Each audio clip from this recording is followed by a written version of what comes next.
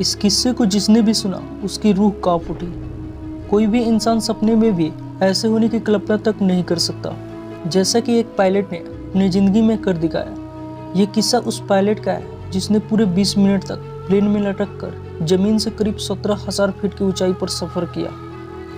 आज हम आपको एक ऐसे ही दिल दहला देने वाली सच्ची घटना के बारे में बताएंगे जिसमें प्लेन 17,000 फीट की ऊंचाई पर उड़ रही थी और अचानक से विंड स्क्रीन टूट जाती है और प्लेन में मौजूद पायलट का आधा शरीर बाहर लटक जाता है। और उस प्लेन में मौजूद 87 लोगों का क्या होता है, आखिर वो जिंदा बच पाते हैं क्या नहीं। इस सच्ची घटना को जानने से पहले इस वीडियो को एक लाइक करके चैनल को सब्सक्राइब कर लीजिएगा। तो चलिए वीडियो को शुरू करते हैं। Let's explore. ये कहानी है 10 जून 1990 का। उस रोज़ सुबह के करीब 8 बजे मौसम पूरी तरह साफ था। इंग्लैंड के बर्मिंघम से स्पेन के शहर मलाना जाने वाली ब्रिटिश एयरवेज की फ़्लाइट 5390A की उड़ान की कमान तजुर्बेकार पायलट और उस प्लेन के कैप्टन टिमोथी लेक्स्टर के हाथों में थी। करीब 11,500 घंटे की उड़ान का तजुर्बा रखने वाले कैप्टन टिमोथी बेहद खुशमिजाज और मिलनसार पायलट थे। उस फ्लाइट में टिमोथी के को पायलट थे एलिसन। वो भी कम तजुर्बेकार नहीं थे। हवा में हवाई जहाज को संभालने के उन्हें करीब 75 घंटे का अनुभव उनके भी पास मौजूद था। इन दोनों के अलावा प्लेन में 4 क्रू मेंबर के साथ साथ 87 मुसाफिर उस प्लेन में सवार थे। अब तक सब कुछ समान था। अब फ्लाइट 5390A अपने तय समय पर टेक ऑफ होती है। जिस वक्त प्लेन ने टेक ऑफ किया उस वक्त को पायलट एलिसन प्लेन की कमान संभाल रहे थे।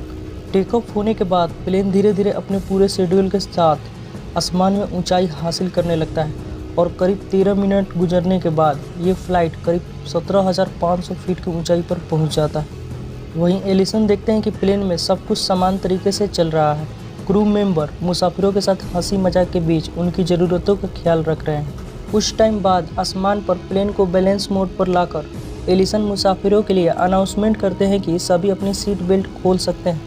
और उधर पायलट एलिसन प्लेन की कमान भी कैप्टन टिमोथी लेक्स्टर के हवाले कर देते हैं। प्लेन को अपनी रफ्तार पर स्थिर करने के बाद कैप्टन टिमोथी अपनी लेग बेल्ट भी खोलकर खुद को पूरी तरह से रिलैक्स कर देते हैं। सब कुछ ठीक ठाक था, लेकिन प्लेन के उड़ान भरने के ठीक 13 मिनट और 17 सेकंड के बाद यानी कि करीब 8:33 पर कॉकपिट से अचानक एक तेज धमाके की आवाज़ आती है। उस आवाज़ को सुनकर पूरे प्लेन में सन्नाटा छा जाता है और एक अजीब सा डर प्लेन में मौजूद तमाम मुसाफिरों के चेहरे पर नुमाया हो जाता है। क्रू मेंबर भी इस धमाके की आवाज़ को सुनकर बुरी तरह से डर जाते हैं। प्लेन के भीतर हंसी खुशी का माहौल अचानक से चीख पुकार में तब्दील हो जाती है। उस धमाके की आवाज़ के साथ ही पूरी तरह से प्लेन हवा में डगमगाने लगता है। जो प्लेन अभी तक अपनी स्मूथ फ्लाई का मजा ले रहा था वही प्लेन अब इस वक्त हिचकोले खाने लगता है, जिसकी वजह से तमाम मुसाफिर घबराहट में चीखने और चिल्लाने लगते हैं। एक अजीब सा दहशत का माहौल बन जाता है। इसी बीच एक क्रू मेंबर तमाम मुसाफिरों के बीच से होता हुआ कॉकपिट की तरफ भागता है, ये पता लगाने के लिए आखिर ये क्या हुआ है, आखिर धमाका किस चीज़ का था। कॉकपिट के भीतर का मंजर देखकर फ्लाइट अटेंडेंट की भी चीख निकल पड़ती है। उसने देखा कि सामने की विंड स्क्रीन गायब हो चुकी है और साइड पैनल भी अपनी जगह से हट गया है और प्लेन के कैप्टन टिमोथी का आधा शरीर प्लेन से बाहर और आधा शरीर प्लेन के भीतर मौजूद है। यानी कि उनका सिर वाला हिस्सा प्लेन के बाहर था और नीचे वाला पैर वाला हिस्सा प्लेन के भीतर मौजूद था।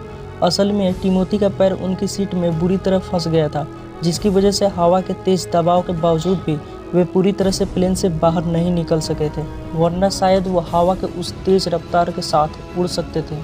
अब फ्लाइट अटेंडेंट को बात समझने में देर नहीं लगती कि प्लेन के वैक्यूम को तोड़कर हवा तेज प्रेशर के साथ प्लेन में क्रिएट हो चुका है, जिसकी वजह से प्लेन हिचकोले खा रहा है। और इस डगमगाते प्लेन को इतनी ऊंचाई पर इतनी रफ्तार के बीच और इतनी तेज और भारी हवा के दबाव में संभालना मुश्किल ही नहीं नामुमकिन जैसा लग रहा था। प्लेन उस वक्त 600 मील की रफ्तार से उड़ान भर रहा था। ऊंचाई करीब 17,500 फीट थी और तापमान करीब -17 डिग्री था। और इस हालत में प्लेन का मेन कैप्टन आधा प्लेन के बाहर लटक रहा है और आधा प्लेन के भीतर फंसा हुआ है। फ्लाइट अटेंडेंट इस मंजर को देखकर बुरी तरह घबरा जाता है। तभी कॉकपिट में को पायलट एलिसन वहां पहुंच जाते हैं और मंजर को देखकर उनकी भी हालत ख़राब हो जाती। उस कॉकपिट का मंजर ऐसा था मानो वहां तूफान आया हुआ। उसमें मौजूद कुछ भी बेल्ट से नहीं बंधा था, तो वो सब कुछ या तो कॉकपिट में तेज़ हवा से झोंकों में उड़ रहा था या फिर विंड स्क्रीन से बाहर निकल रहा था। सिचुएशन को देखते हुए को पायलट ने तुरंत फैसला किया और प्लेन को ऑटो पायलट मोड में डाल दिया। इसके बाद खुद को अपनी सीट से बांध लिया और फिर आधे बाहर लटके पायलट के पैर को पकड़ लिया। तेज हवा और गिरते तापमान के बीच डगमगाते प्लेन के कॉकपिट का मंजर वाकई बेहद डरावना था। किसी भी चीज़ को संभालना मुश्किल हो गया था। इसी बीच कॉकपिट में फ्लाइट अटेंडेंट भी पहुंच गए और वो भी को पायलट की मदद करने लग गए। उस प्लेन में मौजूद 2 क्रू मेंबर्स लगातार मुसाफिरों का हौसला बढ़ाने में लगे रहे, क्योंकि वो जानते थे कि इस हालत में अगर मुसाफिर डर की वजह से इधर उधर भागने लगे तो हालत संभालने में कतई मुश्किल हो जाएंगी। इसी बीच प्लेन में एक और खराबी हो गई। हवा के तेज प्रेशर की वजह से प्लेन में ऑक्सीजन की भी कमी हो गई। लोगों को अब सांस लेने में भी तकलीफ होने लगी थी। तब को पायलट ने अपने तजुर्बे के मुताबिक फैसला किया कि प्लेन को लगभग नोज डाउन में करते हुए तेजी से नीचे लेकर आए, ताकि प्लेन में ऑक्सीजन की कमी को जैसे तैसे पूरा किया जा सके। कैप्टन टिमोथी अब भी उसी हाल में थे। तभी इसी बीच को पायलट को महसूस हुआ कि टिमोथी के शरीर में कोई हरकत नहीं हो रही। यही ख्याल किया कि इतने कम तापमान में और इतनी तेज हवा के बीच सांस लेना लगभग नामुमकिन सा है। ऐसे में कैप्टन के बचने की उम्मीद न के बराबर थी। इसी बीच हवा के तेज दबाव और प्रेशर की वजह से कॉकपिट का दरवाजा भी उड़ गया।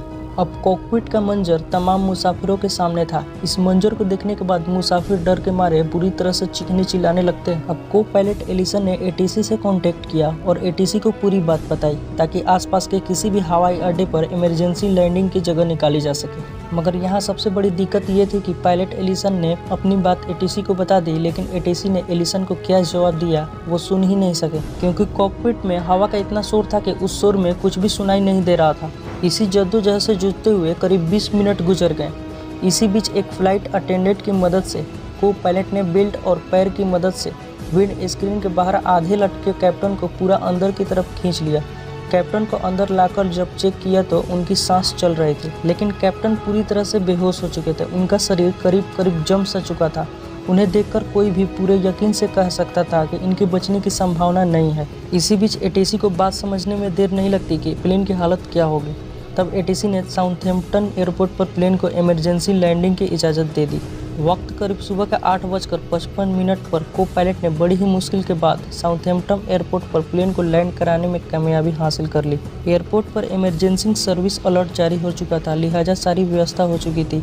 अपनी उड़ान भरने के करीब 35 मिनट के बाद एक प्लेन बिना विंड स्क्रीन और बिना लेफ्ट फाइनल के एयरपोर्ट पर लैंड करता है। प्लेन के लैंड होते ही सबसे पहले कैप्टन को हॉस्पिटल पहुँचाया जाता है। उसके अलावा उन 5 पैसेंजर को भी हॉस्पिटल पहुंचाया जाता है जो इस मंजर को देखकर सदमे में आ जाते हैं। जरा सोचिए कि एक पायलट 600 मील प्रति घंटे की रफ्तार से उड़ते प्लेन के बाहर आधा लटक कर करीब 20 मिनट तक 17,500 फीट की ऊंचाई पर सफ़र कर रहा था।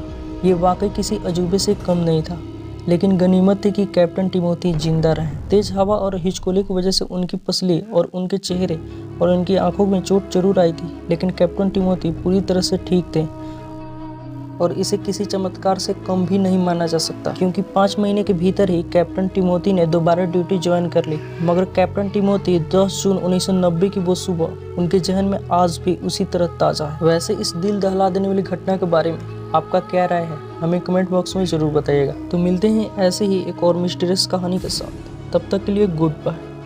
Thanks for watching.